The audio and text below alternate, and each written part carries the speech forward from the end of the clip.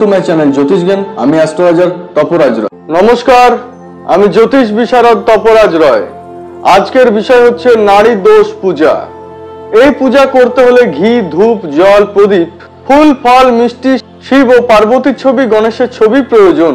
আমাদের জ্যোতিষ জ্ঞানে শিব ও পার্বতীর ছবি, গণেশের ছবি অ্যাভেলেবেল আছে, যা আপনারা অনলাইনে অর্ডার করে নিতে পারেন।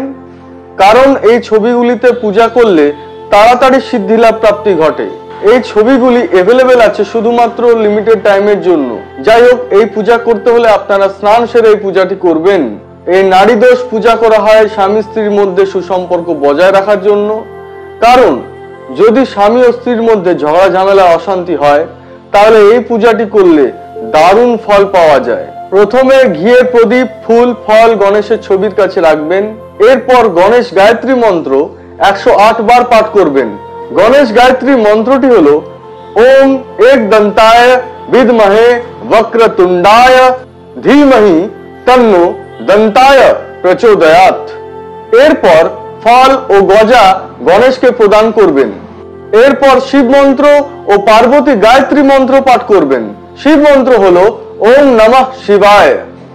পার্বতী মন্ত্র হলো ওম কত্তানায় বিদ্মহে কন্যা কুমারোয় ধীমহি তন্নো দুর্গা প্রচোদয়াৎ।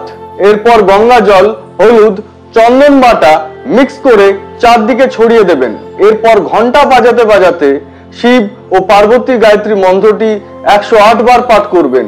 এই পূজা শুক্রবারে বা বৃষ লগ্নে বা তুলা লগ্নে শুরু করবেন এবং স্বামী স্ত্রী একে অপরকে শিব ও পার্বতী কল্পনা করে নিজেদেরকে ভক্তি মনে এই পূজা সমাপ্ত করবেন।